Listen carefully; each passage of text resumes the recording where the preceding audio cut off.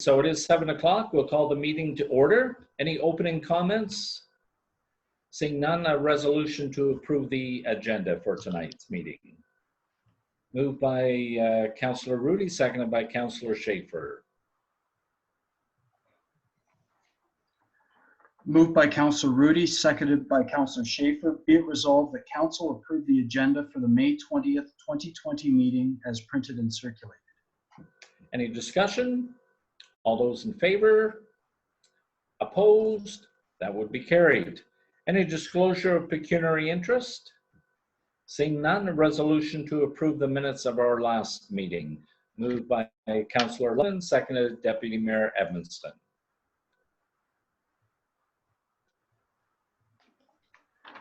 Moved by Councillor Lupton, seconded by Deputy Mayor Edmonston. Be it resolved that Council confirm the minutes of the May 6th, 2020 Council meeting as printed and circulated. Any discussion? All in favor? Opposed? That would be carried. And then, Will, do you want to highlight the opportunity for the AMO virtual conference? So obviously a new feature, new function this year, given the current pandemic.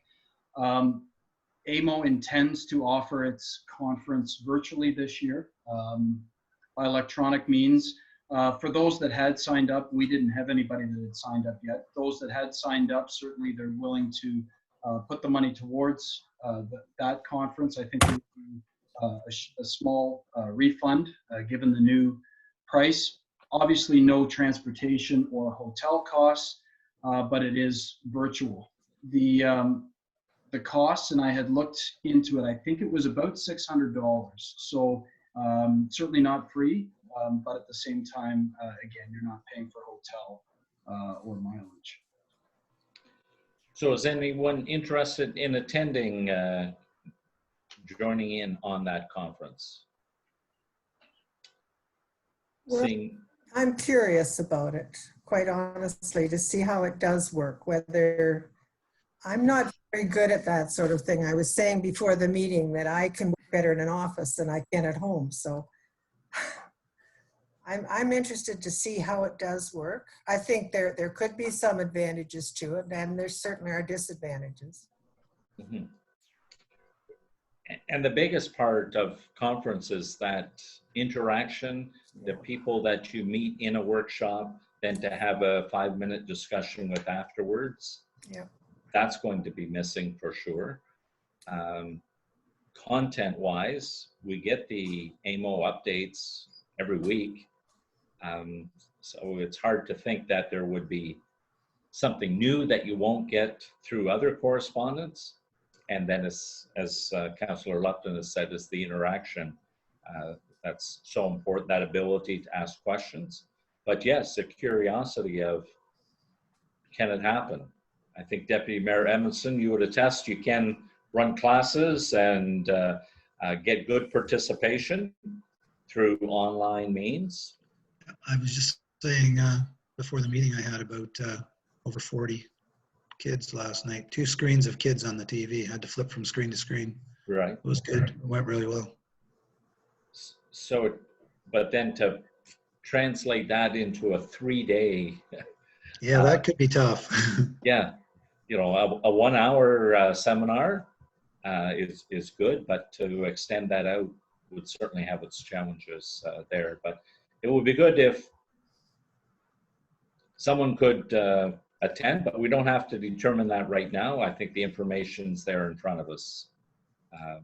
And so we'll leave it. If someone is interested, just let Will know and we'll add it to our next agenda and get you registered for that. No delegations, conferences, seminars. I don't think there's anything to update. County Council. Could I ask a question? Yes. It's about this busing service that there's quite a bit of talk about that. One of the questions is what happened to the North End? Like, are there no buses coming to Hickson, Tavistock? Can you update on this? Can we have Karen respond, seeing as she knows the most of any of us? Okay. So we can't hear you yet, Karen.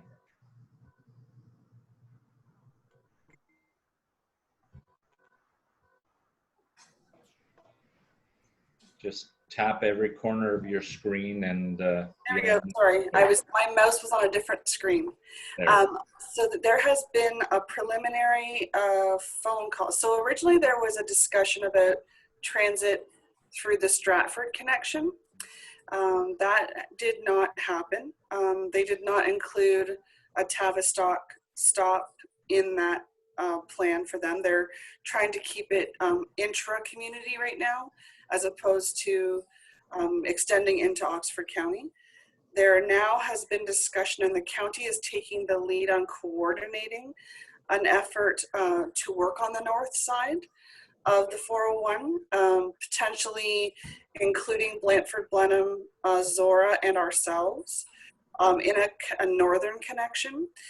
There's really not much in terms of route planning. They're going to be speaking to the potential proponents that might be interested in providing that type of service, and then what kind of guarantees would need to be put in place to make that happen. But I think the next steps after the phone call that we had as East Zorra-Tavistock with the county was that we would look to having a more fulsome discussion with our partner neighbors, our Zorra and Blandford specifically, to find out what their interest is.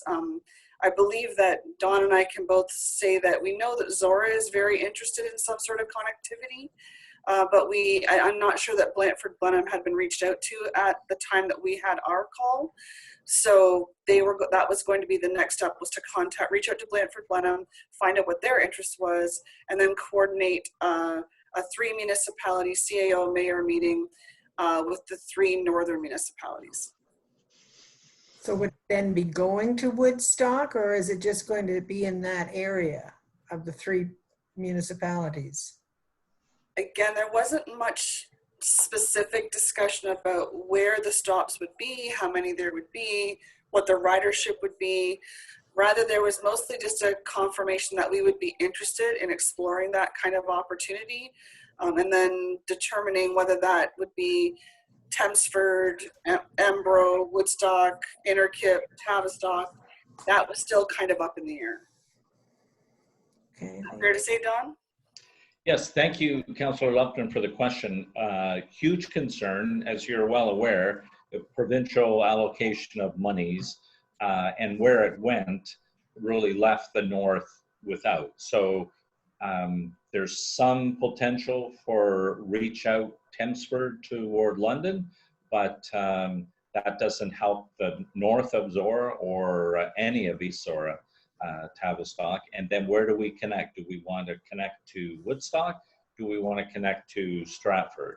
Blandford Blenheim, they're more interested connecting through to the Waterloo region. So the good part is nothing's been predetermined. That really the county through David Simpson, Director of Public Works, is coordinating that. And I would be happy to have you sit with Karen representing East Zorra-Tavistock to further the discussions. And again, because of your work with Zorra, to fully appreciate it's a challenge, and we want to make it the most helpful.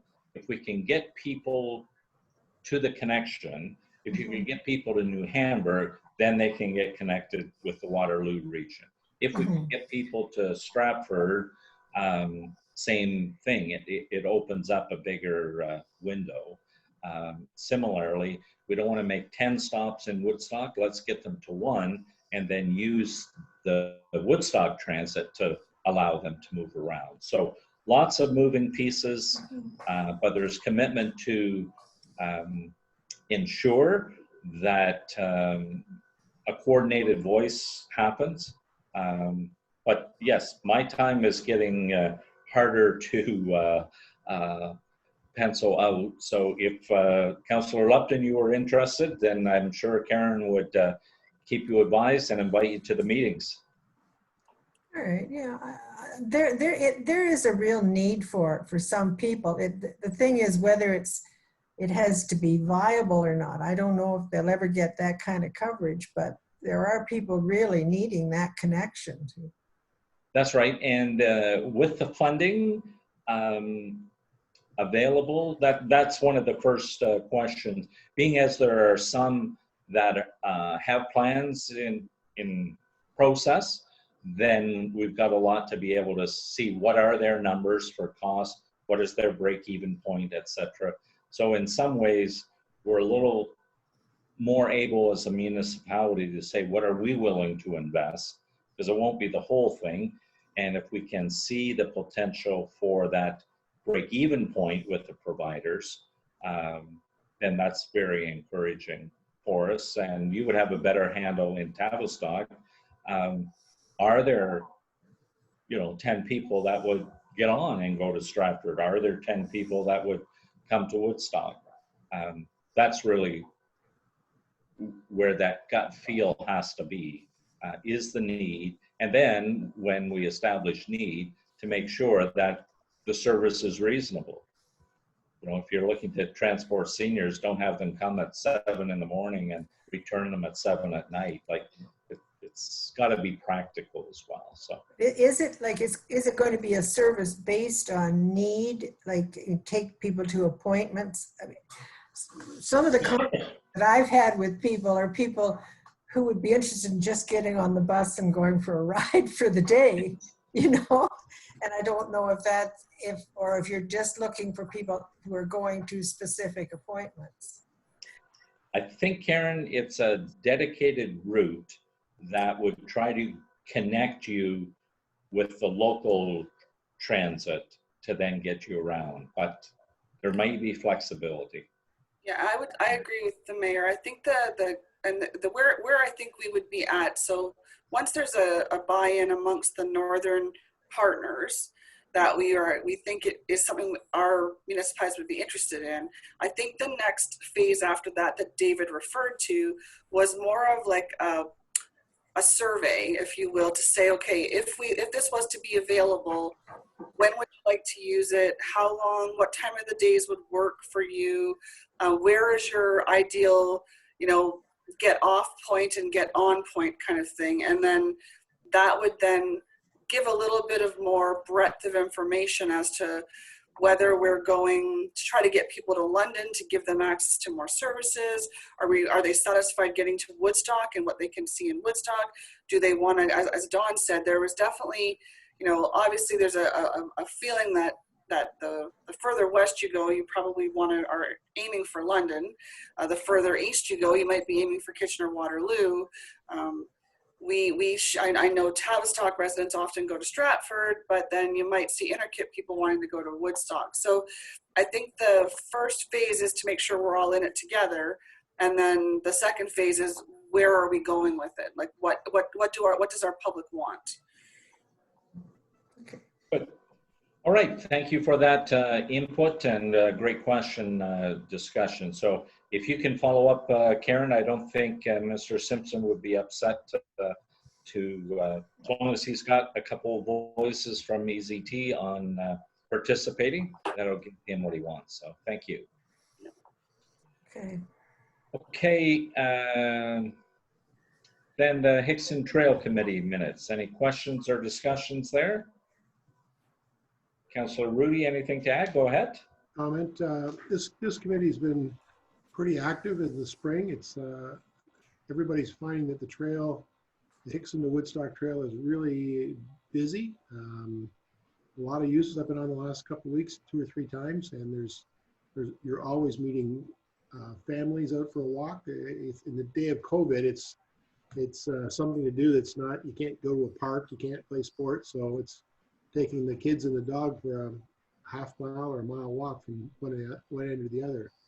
Drive by the Bromar change there, there's probably 3 or 4 vehicles all the time parked at those little offsites. Part of the committee has been really actively involved in putting together, trying to save costs, trying to do a lot of stuff themselves. Well, this is an aging group of volunteers, growing significantly. One of the recent volunteers has offered to cut the grass for the cost of fuel for the season. I think he started cutting maybe last weekend, and that's 2 or 3 times a year just to get the grass mowed down. One of the issues that's come up at the last meeting is there's a piece of trail kind of behind your farm, Mayor McKay. It's probably 100 yards long. It's fairly soft and wet, muddy in the spring this time of year. The group want to put some gravel down on it. They're looking for some help on probably 2 or 3 dump truck loads of gravel. I've suggested we could offer that to them. And they were going to load it onto a small trailer that I think Ross Campbell has and haul it down and manually spread 40 or 50 tons of gravel. I think that's a pretty big undertaking for a group of volunteers to get done in a timely manner. So talked to Karen today a little bit about it, but I would like to suggest that the township, this is a township asset that's becoming more widely known and appreciated, that perhaps we could somehow deliver the gravel and even send I think we have a rubber tire backhoe just to haul it down the trail. It's a little bit narrower there. I don't think the large loader would get down the trail, but move it down and let the volunteers kind of level it and spread it from a perspective. So I don't know the thoughts of council on this, but I don't think the cost is very much. I think the trail is an asset for East Zorra-Tavistock. And if the committee didn't do it as volunteers, I think the township would be doing it with our own resources to make this happen. So I appreciate their concern with keeping costs low. So they're asking for help. I think that's an admirable quality to try not spend money wastefully. They're looking for low prices. I think we spent close to $2,000 cutting grass last year. This year it might cost us a couple $100 or something. So we're looking to keep costs down. The volunteers are busy collecting garbage, trimming the trail. I think the last meeting we talked about some significant costs of moving trees. I know Mayor McKay's son and grandson have volunteered to help get some of those hanging trees out of the way.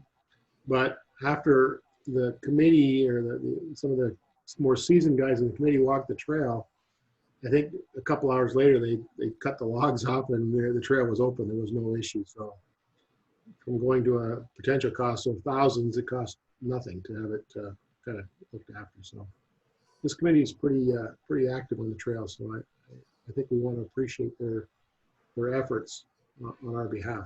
Good, and thank you, Councillor Rudy, and especially for reaching out to Karen. What resources can we provide?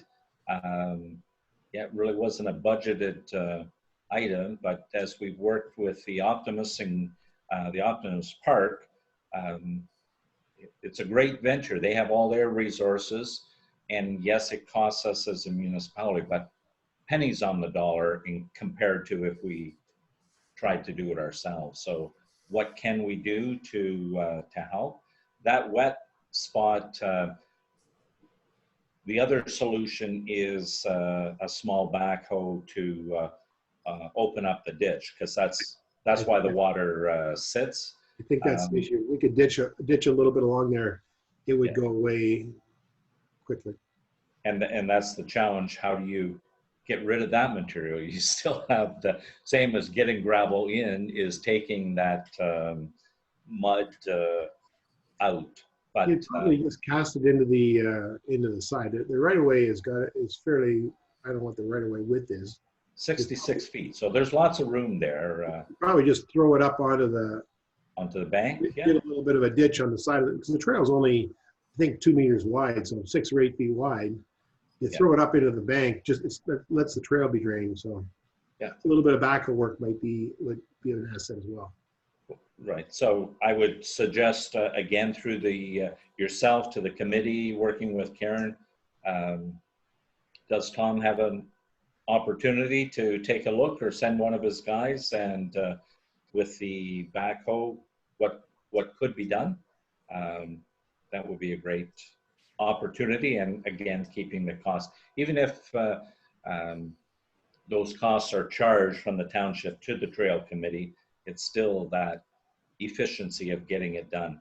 But I can't agree with you more. The use is very high. There's often, 3 up to 10 vehicles parked on Bromar. I'm not sure, Karen or Will, are you getting any concerns from Public Works about vehicles parked being a problem? No, not from my vantage point, no. Yeah. So I think that speaks well to previous efforts of when they rebuilt the road there to make sure it was wide enough that there can be vehicles parked on the side. So that's great. And they're out for long walks. It's not just a 10-minute look and see. So well done to them, and do pass on our appreciation. Any other comments on the trails then? Don, Deputy Mayor Edmiston. Are you allowed to ride bicycles down the trail too, or is it walking only? Those bicycles are quite common. Okay, I wasn't sure because the neighbor told me he rode his bike down it yesterday and it's really nice. He enjoyed it. And I'm like, oh yeah, No, there's better make sure you can ride bikes down it. no motorized vehicles, no ATVs or motorcycles. Right. I haven't seen a bike when I've been walking on it, but I just wanted to make sure. Yeah. Good. All right, moving on the agenda then, COVID updates. So we want to start, Karen, what's been happening in the world of East Zorra and our surrounding neighbors? Okay, so for those of you who haven't been able to come into the office, we are fully operational. We have plexiglass barriers on the front counters that were constructed by Connor. They are exceptional. We have our summer student in place at the front counter. She started on Tuesday. She is a young lady in the business program at Laurier University. She has an interest in accounting, so she's got a good head on her shoulders, it appears. She's had a couple days of training. Then we also have our engineering technologist starting next Monday. Her name is Claire, and Courtney is the young lady at the front counter. Claire will be starting on Monday down in the downstairs office. We've had to do a little bit of rejigging to make sure that we have the appropriate distancing between people when they are in the office together. We're sanitizing and cleaning the office every morning and afternoon as well, all the touch surfaces. So we're following all of the office opening guidelines, but we are definitely ahead of the curve in Oxford County for being open and abiding by all the requirements for the office. Everybody was provided with their own personally made mask by Sherry Wilker. She did an amazing job, and we all have our masks to wear when social distancing isn't an option, but by no means are they mandatory on staff.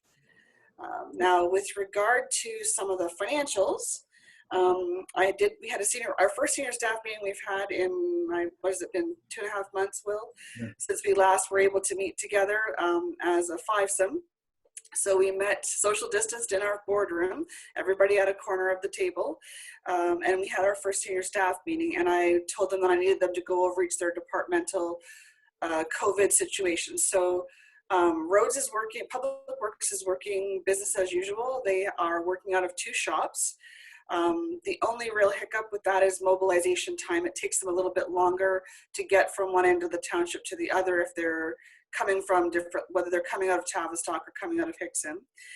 But other than that, Tom hasn't seen any level of service changes. We're literally completely on schedule with regard to dust control dust suppressant being laid by the end of next week. Grading's already been done. Our summer student is in cutting grass already. So we're on schedule in Public Works. And the only additional costs that really have been experienced are related to, again, the masks were donated by Sherry Wilker. We didn't compensate her. She didn't want to be compensated. She donated them to everybody. We've had to buy a little bit of extra sanitizer and wipes for the trucks. Each truck is being occupied by only one person at a time. And if at any time they have to be in a truck together, they have the mask that's been supplied, and each person has their own individual mask. The only other cost has been about $1,500 for signage, and that was the signage that was put up in our playgrounds and park areas. Subsequent to, or since May the 19th, we've actually removed the open space signage and simply focus on our playground signage remaining in place, because all sports fields are open to the public now as of midnight on Tuesday, or well, midnight on Monday. So Tom hasn't seen any significant fluctuations in cost, good or bad, other than the $1,500 for signage and somewhere just below $2,000 for extra sanitizers and wipes, etc. I'm going to skip recreation. Building is actually significantly ahead of where they were last year. When I ran the building report, John is actually about $15,000 ahead of where he was in May of 2019 as far as revenue is concerned, and no additional expenses in his area. He said the only problems that they might see, and I'm looking at the telecommunications budget, but I haven't seen it hit yet, is related to having to have their phones forwarded when they were working from home. If they were receiving calls, they were long distance at times. So they might have some long distance charges on their cell phone and data related to having to be out in the field. But my understanding is that data overages might be being waived as well. So we haven't seen any expense overages in the building department at all. And as a matter of fact, we're ahead in revenue. With regard to corporate services, again, we haven't had any issues. There's no additional expenditures outside of the additional cleaning that's required. We are having our cleaner come in every night as opposed to every other night right now, just to make sure that the office gets a complete wipe down for the next day's business. As far as finance or general government is concerned, we started off strong this year with our interest revenue from our bank account looking really ahead of schedule.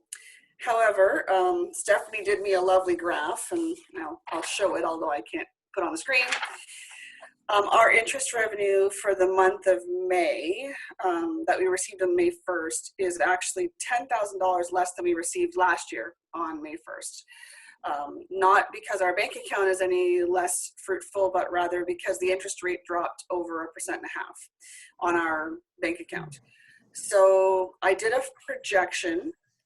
We are currently sitting at $77,846 of our $132,000 budget. So we're just over 58% of the way through. But if the $6,900 is a projection out to the end of the year, we'll have about a $12,000 shortfall in our interest revenue account. Again, if the interest rate stays as flat as it is right now. So and then with regard to penalty and interest on taxes, we did waive April's penalty and interest, which cost us about $5,000. So we were $5,000 less in revenue than we would have got in April. In May, however, it's only $1,300 less than it would have been if we'd have charged penalty interest on taxes. When speaking with Sherry Matheson, she indicated that we've only had one taxpayer who has withdrawn from their pre-authorized payment plan. And as a matter of fact, what she's seeing actually is a lot of people coming in to settle up their tax account in advance of the installment date next week. We've even had a couple of arrears customers come in and pay off their arrears outstanding. So we're not seeing any impact or any pressure at all that council should be feeling with regard to taxes. Everything seems to be on the go-ahead plan. We're not going to be looking to change the installment date. We are not going to be deferring our payment to the county or our payment to the school board, as our cash flow position is still strong. And we are exactly where we thought we would be cash flow wise. So most of the budgets are looking good. The only one that I saved to last is recreation. So we did a whole bunch of forecasting on recreation in particular, because obviously with, particularly with Tavistock, with the arena being closed now for a couple of months and the Braves looked like they were having a really strong season, we wanted to compare our revenues with the Tavistock District Rec area. And our revenues are currently $69,000 below where they were at this time last year. But that's offset by a $35,000 savings in expenditures over last year. So the net difference is about $35,000 that we are currently in a shortfall position. And again, when I projected those numbers out to year end, again, and I did a projection of how much revenue would be projected to come in between May 21st and September 1st, assuming that that might be the time before the fall season might kick in and the arena would ramp up again. We generated $50,991 last year between May 21st and September 1st in the Tavistock District Rec area between hall rentals and arena receipts, etc. So if you added that 50,000 to the 35 that we're currently already in the hole, knowing that there's going to be also savings in operating costs because the arena definitely is seeing a significant savings in expenditures related to water and wastewater. Our water and wastewater bill changed from May 1st last year to May 1st this year was over $500 difference. So we are seeing savings on the expenditure side. And again, most recreation programs run at a deficit anyway. However, when I'm comparing it to budget, what we budgeted to generate, I suspect we will have a shortfall in recreation this year, especially depending on how long this COVID crisis keeps us shut down. Sports fields are not allowed to be open for team sports at this time. They're open to the public to access in small groups, less than 5, but we are not renting those to anybody. So if I was going to hazard a guess, I would say that Tavistock will see a very limited amount of revenue, if any, for the summer season, unless baseball decides to have some sort of a season and they're given permission to go ahead with that. My recommendation to the group would be at this time, just to keep in mind that we also have $110,000 budgeted to transfer to reserves this year for the Tavistock District Rec area alone. So to me, my recommendation as the treasurer would be at this time that we would hold off on making those transfers until we see how full our budget becomes. And then we would make the necessary transfers that were available based on whatever funding we would have that was not projected to be received. So again, there's room within the transfer budgets to understand that this is an anomaly year, and we would then make our capital plan based on the fact that this year was a year where we weren't able to make a full contribution to the reserve.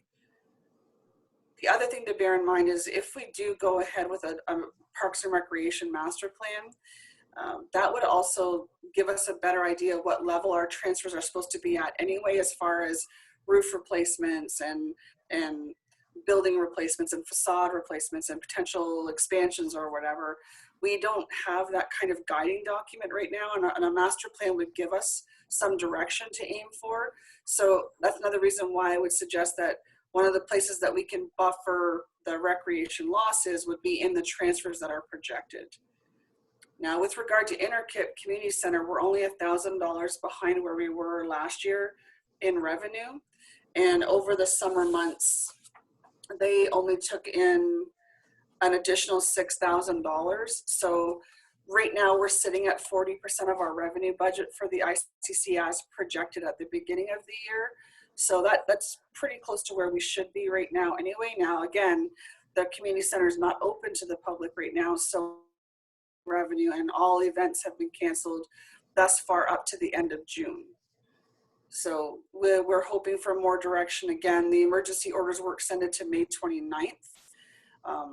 So we're wondering what that means for June, but right now we can only work with what we've been given, and we're getting a lot of that information, 2 days in advance of when things are happening. So we were told on Thursday about the changes that were coming on Saturday, and potentially on a Tuesday morning at 12:01. So we're doing the best we can to keep up with the province's changes, but again, as an entity of the province, we're reacting because we're not on the front line as far as where they're going directionally, and we don't see the numbers before they see them. But overall, I would say that East Zorra-Tavistock, we've taken an open for business approach from the get-go. The leadership that I was, given even by the mayor himself was that, we're open for business. We're going to work within the means and the requirements of the regulations and the guidelines set out by the province. And we've done all of that. And I think we've come through it very strong. Staff are happy to be back to work in the office at all times, similar to what Councillor Lupton said. We work best when we're at work. And we feel like we're not in a bad position financially. We're certainly not in any way, shape, or form in a position that as your treasurer that I would be concerned about. The recreation downturn right now is obviously something we're going to have to keep a close eye on, but it's really beyond our control at this point. Okay, questions, Councillor Rudy? Just as a comment, the Tavistock Braves are part of the Provincial Junior Hockey League, PJHL. They're looking, as a league, looking at putting together a season that potentially could start November 1st if they were giving 2 weeks notice. So just as comment to the rec budget, that would be at least a 2-month delay to where they would typically start 1st of September. So it may, and that I'm skeptical even that it'll happen November 1st. So just as an idea where we see it from a sporting association where that kind of activity is going to happen, and it's going to be not better than that. All right, thank you. Other question or comment? So again, I would echo appreciation to pass on to all your staff, Karen and Will, that job well done. And again, on the conference calls with the other mayors, CAOs, and they're all talking about ramping up to reopen. And it's like we've never closed. And yes, people have been working from home, but the only difference is where they're working from. They have worked every day and very productively. So well done. And it's been interesting to watch what others, and then the difficulty of getting the plexiglass barriers. And as Karen has said, you have the resources right amongst your own team, and great, Connor has that ability, but he has more than that, the willingness to serve as part of the team. And for Sherry to do the mass, same thing, just outstanding job caring for each other. And I think that carries through then to how you do customer service. So, and do pass on our welcome to our 2 new students, and hopefully we'll get a chance to meet them and encourage them as well. Councillor Rudy, another comment? Just a question. So our from the public works perspective, our gravel tender went out. I remember seeing it going a couple weeks ago. We had no issues with the product or performance, or I assume that's all completed for putting calcium down by the end of next week. So. Yeah, Tom was very satisfied with what he'd seen, and that we had good success with them. He was very happy with the results, and again, the costs were good. So Tom is saving us money on the other side of our where we might see some shortfalls as well. Okay, good. Great. Oh, Okay. one more question. Sorry, go ahead. The new office, is it still on a stall pattern? Are we going to move forward with it, even though, because COVID could be around for another, who knows, a year? So is it something we want to be proceeding with, or what's your thoughts or opinion? So I'll speak, and Will can help me out too. I think we actually had a because we had our first senior staff meeting again in a couple of months. We had a big discussion about that as well. We want to be cognizant of the optics of proceeding with a new construction in the midst of times when other people might be struggling. But that being said, we also have some spacing contingencies based on the property across the road. So the Public Works Department is going to need a salt and sand shed sooner than later. And we know that our priority on 89 Lovies is the actual office building first. So we're going to need to at least be able to do some sort of design work to know what the layout of that property is going to look like, and that there is room for the salt and sand shed and where that would be exactly. So even if the design work went forward for the building and we had a a layout. We have had the survey done, so we definitely know what the context of the property is over there.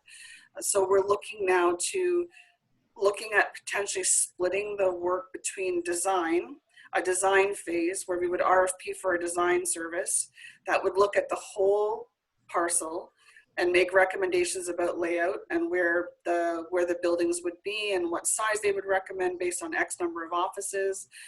And then we would then go out to a bid for the construction later, because we know we can do the salt and sand shed faster, as long as we know we're going to have space for it and we're not shoehorning it into a piece of property that we're not sure exactly where the office building will fit then. So we want to make sure we cover off the parking requirements for the public building, etc. So again, I wouldn't say that we're on the fast track to that building any longer. We know we're probably not looking at being in a building until next year, potentially even the fall of next year. But at this point, we definitely need to start looking at some design work at least, so that we know what the parameters of the property are going forward, so that we can move forward with the public works sand shed, because it has been in the budget. The salt sand shed has been in the budget for the last 3 years, and we still have never moved on it. So it needs to take a priority this year for sure, before we're running out of space at the facility we have now. I look forward to seeing the layouts when you get that. It's a great idea to move forward. You want to have that plan in place and what the future can look like on that property, and then decide which phase you start where. So I look forward to seeing that when you get through that. So thank you. Great. Will, you had a comment? Yeah, just as a further COVID-19 update. Obviously, right from the beginning of starting to meet electronically, we were doing it out of necessity. Certainly, council had hoped to meet in person for as long as we possibly could, and it no longer was an option with the county building. We have had some further discussion with the county. They're not prepared at this time to provide us the opportunity to meet there yet, but looking for some feedback from council as to how you feel about starting to look at meeting again, possibly even for our June 3rd meeting. We do have other options for meeting location within the township. I believe with council there, Karen and myself, possibly even other staff members, will have to measure things out, but I believe we could find a facility where we could all be in one room. Obviously, there's the consideration about the public. Could we distance depending on that scenario?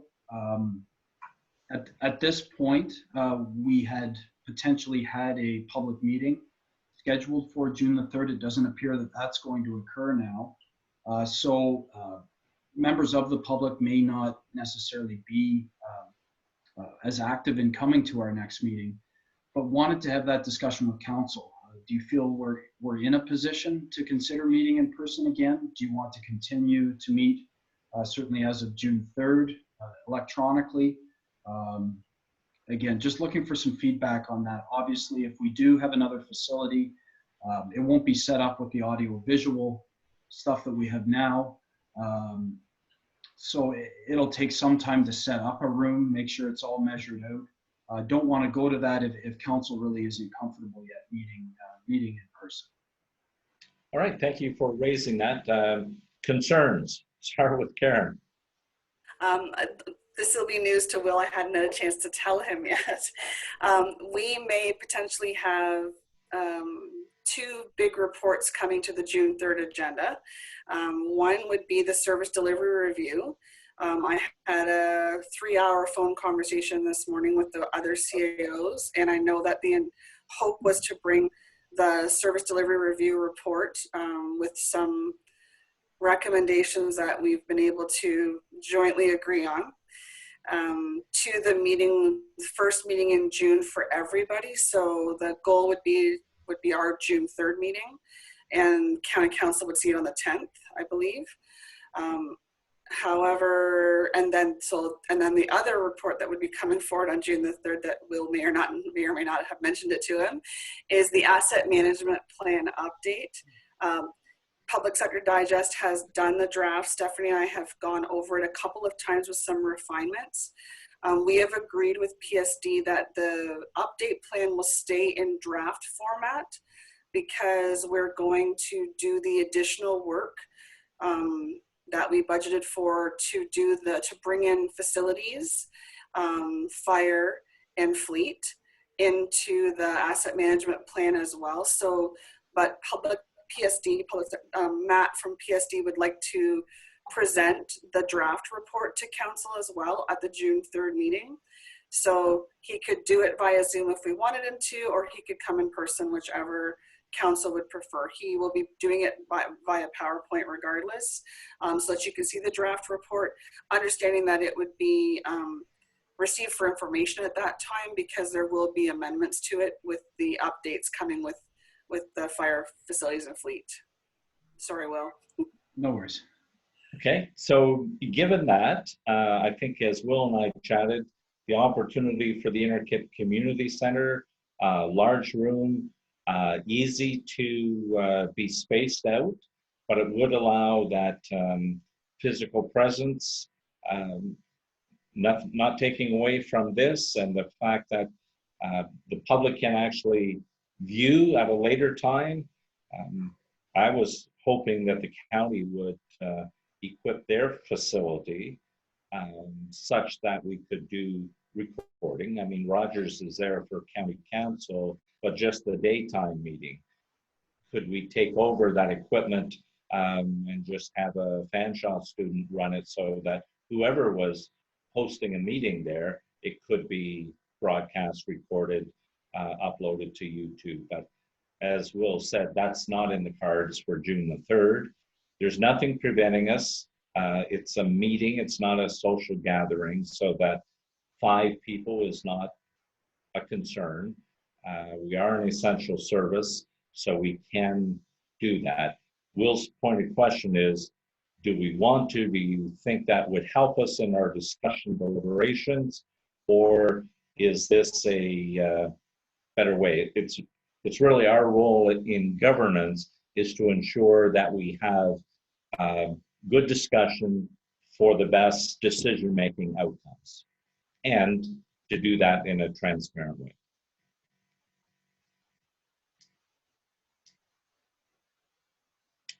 Thoughts? Councillor Rudy. I think I'm probably good either way. If the anxiety is getting relaxed now, if we're safe in a public forum, if it's the Interkip Community Center, then I'm good either way. If the council's fine, I'm fine on a Zoom call too, so I'm good both ways for me personally. Thank you. I think public meeting, 2 more weeks, things can change. It can get better or worse, I guess. But I think we're on a good trend right now. And, I think it should be something we could consider. For sure. Matthew. Does the Interkip Community Center have a strong enough internet for us to do an in-person meeting with our computers set up to stream this way as well? Do we know that, Will? I don't know how strong it is. I would assume it's good because of the library being there. I would assume, but. Okay. I think with the addition of the phone, so that when the phone system was brought up, they actually went out and did some equipment updates at the ICC so that we could have the internet phone there as well. So I believe that there has been some improvement to the internet at the ICC as well. The county library is there and they're on the same phone system. So I think that you might find that the connectivity is significantly better there now. Okay. Even if we just had one device that could provide video of the group and audio as a way to help and use both formats to our advantage. Okay. Yeah. But I think in person at the community center would be a good route for the next meeting. Excellent. Karen? I'll add one more thing. Our auditor is almost done, our 2019 audit already. She was in touch with us this week. She'll be making an in-person visit to the office on June 2nd hopefully to finalize any outstanding details. And she would like to attend the June 17th council meeting to bring our 2019 audit to council as well. So one way or another, we're going to have delegations starting to want to come to our meetings. So I think we need to keep that in mind as well. And Will and I had talked about that. It might be a good opportunity with a lighter agenda to run a trial. And as Matthew has suggested, can we do some video recording so that the public can view it at a later date as well? So that might not be a bad idea. I thought for a moment you were going to suggest the auditor wanted to buy us lunch on the 3rd, but not covered in the expenses. Councillor Schaefer. Yeah, I have no problem with an in-person meeting. I think it'd be a good idea to hold it in Interkip if we can do it. No problem with that. Okay, Councillor Lupton. It really doesn't affect me one way or the other. You know, where I live now, it's a very nervous group of people who have been in self-isolation for close to 10 weeks now, most of us 8 weeks. Are they going to lock the doors if you leave? No, but you weren't, I did say we sent 2 people to hospital this week for testing, so that was a bit of a scare for us. No, I am able to go in and out. My family won't let me go some places I'd like to go to. They keep insisting doing it for me. But no, would there have to be extra cleaning afterwards from a meeting? Like, I mean, what happens? Yeah, I would say we would have some cleaning following the meeting. Have to be something, I think. For sure. Like, I think there would be those extra costs. We may have to talk with the normal hall cleaners and see if they could do another really good clean of the room. I think that would only be appropriate. Yeah. It's a very interesting thing on television today, and they showed people sitting at a meal and passing food and one thing and another, and how what they had sprayed on the one lady's hands showed up not only on all the things that they touched, but even on their faces and their clothes of the other people sitting at the table. So there is, I mean, if there's nobody there that has the virus, that's fine. If you have someone that is there, that could be a problem. But I understand the need to get together physically. That's important. And Will, does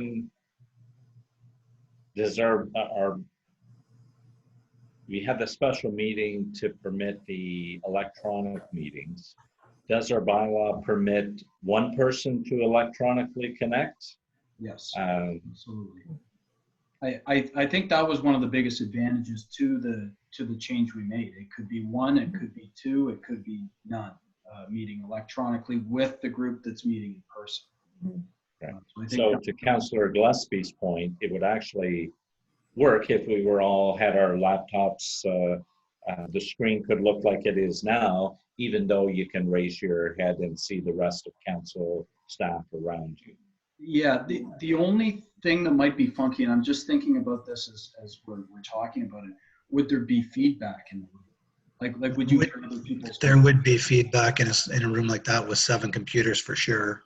I've had the issue here, and even the other night I could hardly stream because we had an extra computer on. So I had 4 devices on Zoom from the broadcast location, and we had a little trouble with it buffing and falling behind. It was windy out, and my internet wasn't that strong, but I think the more you add on at one location, the weaker the signal gets. Is that not how it works? But I think I'd be confident with the library there that there's enough connectivity to handle an extra 10 computers. I guess all the more reason to proceed on June the 3rd and see, like, we'll never know until we try. The last thing you want is a crucial meeting with expectations for a decision requiring public input, and then have technological challenges and people say, hey, I wasn't able to access, or a counselor wasn't able to connect. That would be very unfortunate. So there's always a risk, but the June 3rd could be an opportunity to try that. Will? Right. So definitely we can try it. One of the backup plans, again, I'm just thinking this through as we're having the discussion. I wonder what it would be like for, again, Margaret, should you not feel like you wish to go to the meeting for whatever reason, we'll just pick on Margaret for this example. Could you have the computer open and it's at least to the mayor, right? So it would at least see the chair. So somebody could follow that along. And then we'll say it's Margaret or anybody else. It could be myself. So say I'm not there for some reason. Dawn could at least see me. And so I would be participating. And then the public could still see at least Dawn. So why could you not, comments around the room? why could you not just project this image onto the wall on a projector so that you can see who's ever there? Margaret may not be able to see the rest of the group, but everybody can see who's speaking. Right. Right? Or that. There's got to be some way of doing that. Karen? At the federal government level, I don't know if you guys have watched a lot of the news conferences that they do, but they will often have a lot of the ministers lined up, and then they will have a television screen with the minister that's not in attendance, that isn't physically in the room, but is able to converse with the press, etc. So, I mean, again, we'll pick on Will. If Will chose to do it remotely, we could have a laptop set up with it open to the room so that Will could be seen, so people can see Will's head on a table, and Will is able to put up his hand just like he would right now on Zoom and raise his concern, and the mayor would be able to see Will raising his concern because he could see his image on the laptop at the table that was designated for Will. Right. So I think the concern is if we were to do a Zoom, that the feedback, because the laptop will pick up the person beside you talking as well. So it's easy to mute and be silent. It's, how much other feedback will be there. The video is not a problem. I think it's more the audio, making sure that that's clear. So I have my two computers are 30 feet apart, and if we don't turn the volume down on the phone that I'm using for a mic, we have feedback. Okay. So that's just an idea how touchy it is actually when you're all in the same room. The other thing we could do is put a cell phone on a wide angle view on some sort of stand, and we could just video the whole meeting with all of us. You know, the further back you put the phone, the more you should be able to see the whole room. It's not ideal, but. And then how do we pick up the audio strong enough to? Yeah, so rather than have a video camera. Keeping in mind, 3 months ago, we were physically present and there was no public for the most part. So I think as we've experienced this, we've experienced the public actually taking time to look and see what council is doing. It's hard to, so now we want the best of both worlds. So I think we're going to have to trial and error and see what we can do. But I think that's part of the pioneering spirit in East Zorra. So if we're willing as council, I think we can give the go-ahead to Will and say, aim for it. And if it can't be pulled off, we're comfortable with Zoom, no problem. But if it can be, let's take the risk and see how it can work out. Councillor Lupton? Well, don't get the wrong impression. I would be delighted to have a reason why I could go out somewhere and get away for a little while, you know, and I do. I mean, so, but it's the coming back to the group and that is a little worrisome for some of them. So I'll give it some thought, but as you know, it's not me personally. It's no. they're very nervous here. For sure. Yes. For sure. No, And that's it totally- wouldn't be surprised if you came back and the doors were locked. They'd be sorry. Leave the window unlocked. Yeah, That'd be I have a balcony. Yeah. Okay, Councillor Gillespie. Something we may have to invest in to avoid a lot of stuff is headsets. If everyone had an earpiece and a mic that they were working with, then volume and mic in the same room wouldn't have any effect on feedback. Excellent point. And that feedback's an issue getting together and hosting a meeting using this same form of media. A couple inexpensive headsets would potentially solve those issues as well. Thank you. And Karen can bring that up to your team. Maybe there's some hidden talent one of your staff had that could pull that together for us. All right, thanks for the update and the discussion on COVID-19. Other and unfinished business, any other questions? I had sent an email through, just wondering if anything's happening, Interkip washrooms to the park. Again, this is was potentially last year, didn't happen. And then this year, it seems like an ideal time when the park's not being utilized. So just asking for an update, if anything. Will? For sure. So I can provide a brief update on that. Did talk to John Shear. He's been sort of quarterbacking this project. To be honest with you, it's been an issue of time up until this point. We will have a few more resources coming on board through Claire. So maybe an opportunity then for John to maybe better focus his attention towards it. Fully agreed. It's a great time to do it with the park, obviously less busy. And frankly, maybe the opportunity for contractors who might be interested in a project like that too. So absolutely still there, ready to move ahead. It's simply been an issue of time. So I would imagine shortly John will be able to pick that project back up again. And very subtly, it does feed into Karen's concern of getting a master recreation plan and the resources to oversee all our rec facilities. So not lost on me is that, and again, that's our governance to ensure that the resources are there. So a project like this that no one's arguing with, but we just don't have the manpower to pull it off. And as Will mentioned early on, or Karen mentioned, the building department has just been even busier than last year, like incredibly so. So we can't expect miracles out of that. Their first priority is looking after the permits and inspections and keeping that going. So, all right, are there other questions, unfinished business? Okay, then we're ready for a confirming bylaw, mover and seconder. Deputy Mayor Evanston, Councillor Rudy.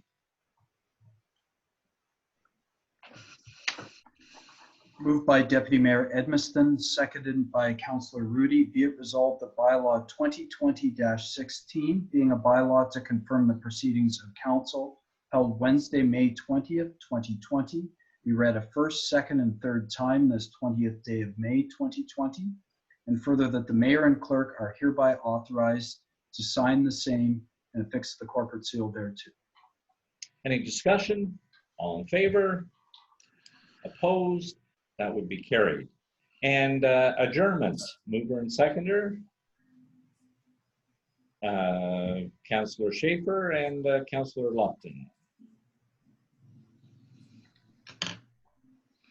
Moved by Councillor Schaefer, seconded by Councillor Lupton. Be it resolved that council does now adjourn at 8:05 p.m.